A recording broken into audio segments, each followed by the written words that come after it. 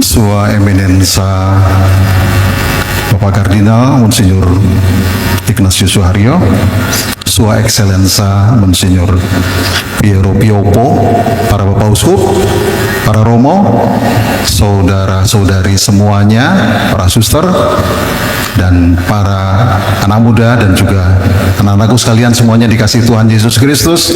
Salve berkah dalam. Waktu ada pentahbisan Bapak Uskup Agung Monsinyur Budi Kleden, digarisbawahi oleh pemimpin ibadat, uskup yang selalu tersenyum. Kalau sekarang di sini uskup yang selalu tertawa. Luar biasa dengan isinya tentang atau moto yang saya kira tidak dipikirkan hanya sejenak tetapi benar-benar mendalam. Diligere sicut Christus dilexit, atau to love as Christ loves. Orang yang mengatakan ini dan mengikuti ini sebenarnya dikatakan ada ciri-cirinya. Nomor satu, pasti dia tahu cinta Kristus, kenal cinta Kristus. Yang kedua, punya pengalaman, dikasihi dan memiliki rasa dicintai oleh Kristus. Yang ketiga, tahu pasti bahwa cinta Kristus berbeda dengan cinta lainnya atau dunia. Yang keempat, cintanya selalu mengarah kepada cinta Kristus yang sempurna, yang tidak bisa dibandingkan dengan cinta-cinta yang lain. Dan yang kelima, walaupun kelihatannya berat dan tidak mungkin, tetapi beliau punya pengharapan yang penuh akan menjalankan cinta Kristus. Luar biasa, tadi saya sampaikan kepada Monsinyur yang selalu tertawa, dan juga sebetulnya hati dan isinya sangat baik sekali, bahwa dengan sukacita, bahwa dengan mencintai, bahkan selalu juga berkata-kata baik positif, dan selalu dibuat yang lebih baik lagi. Tidak sama dengan uskup sebelumnya. Saya tidak akan menyampaikan siapa uskup sebelumnya, almarhum. Saya sebutkan inisialnya saja, Monsinyur Vincentius Sutikno. Monsinyur Sutikno itu selalu mengatakan dengan peyoratif. Kalau mengatakan tapi jujur, dia kalau kesal dengan orang selalu mengatakan dengan asu. Kalau Monsinyur ini karena anaknya guru, dihaluskan, diamelioratifkan, yaitu dengan kata asem. Lalu juga kalau Monsinyur Tikno, yang temannya Monsinyur Anton Subianto, yang sama-sama anak pedagang, kalau mengatakan jancuk, tapi kalau yang ini jangkrik. Lalu juga sama ketika mengatakan dengan kata-kata bajingan, lalu dihaluskan. Bajing itu kan tupai, jadi tupayan. Ini sangat luar biasa, Monsinyur Tri Budi Utomo. Lalu menulis buku, dipilih untuk mencintai. Buku, tulisan, artikel yang di dalamnya saya harus membaca semua. Saya pengen juga memberi sesuatu, dan ternyata bagus sekali. Ada pepatah yang mengatakan, don't judge a book by its cover. Itu artinya walaupun kelihatan sampul dan luarnya jelek, isinya juga belum tentu baik. Tapi luar biasa dengan pepatah ini mengatakan dari George Eliot 1860 soal the mill on the floss. Itu menginspirasi kita semua sebenarnya, kalau juga menilai orang di luar ataupun di mana saja, dan juga menilai sesuatu hal yang tampak lahiriah saja, ini sebenarnya menipu, kadang-kadang juga membodohi kita.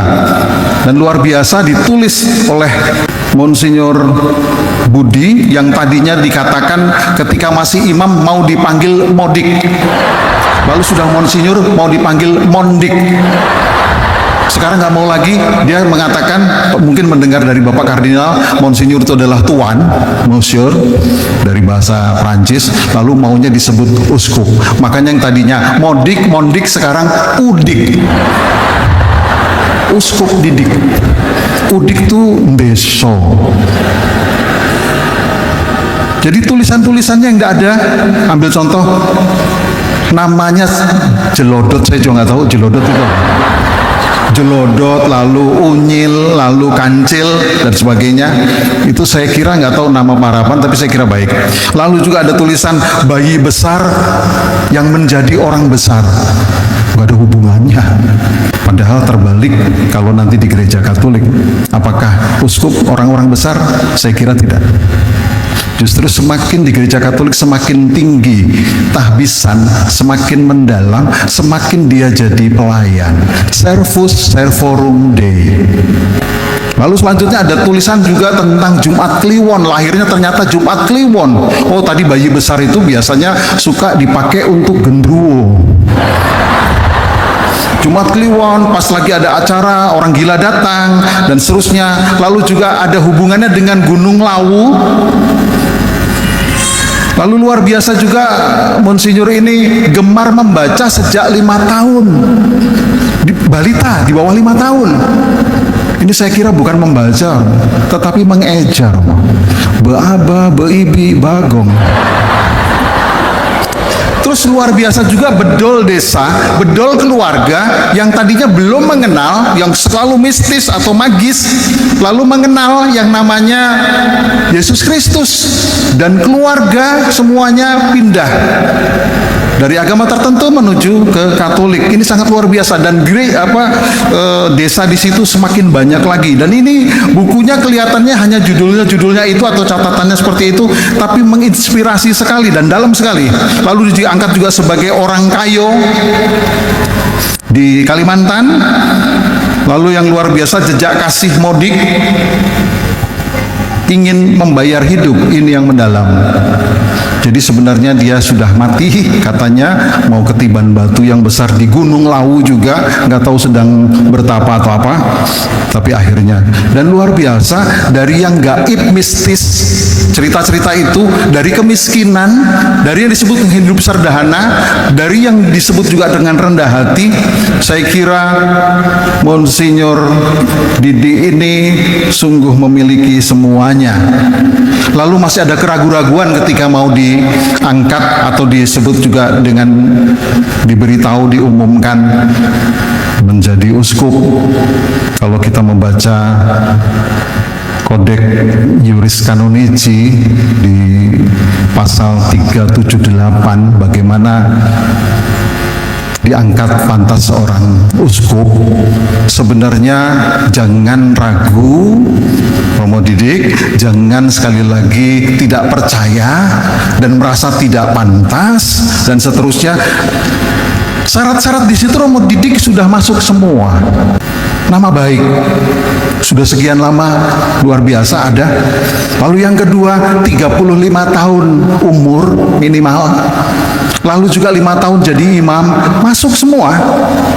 Lalu doktor atau sekurang-kurangnya lisensiat, tapi lisensiatnya adalah yang kitab suci, lisensiat yang teologi, mau itu pastoral, mau itu juga hukum, teologi moral dan sebagainya, pokoknya teologi.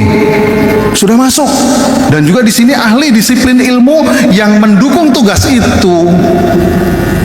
Jadi sebetulnya saya menggarisbawahi Monsinyur sudah pantas dan siap untuk bekerja dan pantas benar-benar dipilih jadi uskup. Yang nggak pantas itu yang sekolahnya yang nggak masuk mendukung tugas ini. Ambil contoh, belajar kok klasikal Arabik, Islamik, itu uskup Palembang. Di sini teologi dengan jelas. Maka saya mau yakinkan, saya juga mau mendukung Monsinyur Didi. Uskup itu sungguh-sungguh tidak dicari, tidak dicita-citakan. Kalau imam biarawan masih bisa dicita-citakan. Kalau uskup tidak dicita-citakan dan tidak dikompetisikan. Tidak mencari prestasi.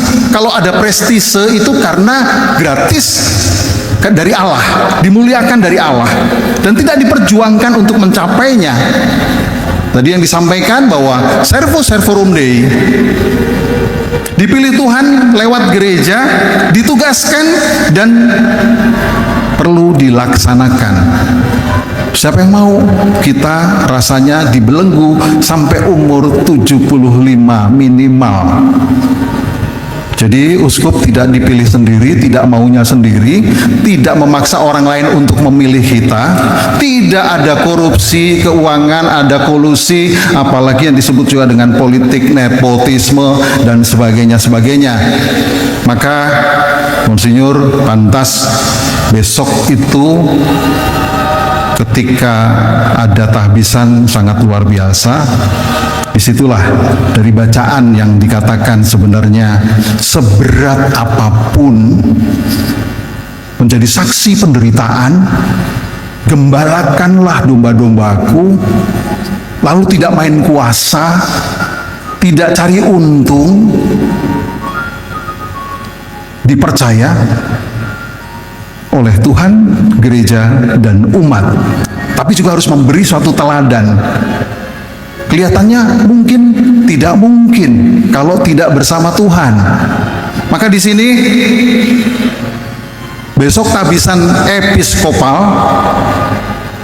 memampukan Monsinyur Didi, memungkinkan, dipantaskan, dipercaya, dan tidak akan mengecewakan semuanya karena bersama dengan Tuhan. Mari Monsinyur Didi kita panggul salib bersama-sama uskup-uskup yang lain untuk kemuliaan gereja ini.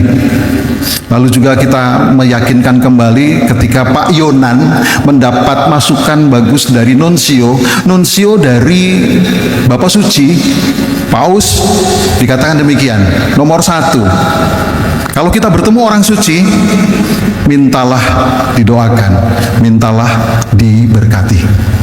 Kalau kita ketemu orang cerdas, mintalah diajari. Kalau ketemu orang yang dapat menjalankan tugas dengan baik dan rendah hati, tunjuklah dia jadi pemimpin kita. Maka kita semua menyetujui pilihan Paus bahwa Monsinyur Didi pantas dipercaya dan betul-betul kita pilih untuk menjadi pemimpin kita. Amin. Sahabat peradaban kasih yang terkasih, sampai jumpa pada episode berikutnya. Terima kasih atas kebersamaan kita. Salam peradaban kasih dari Logis. Berkah dalam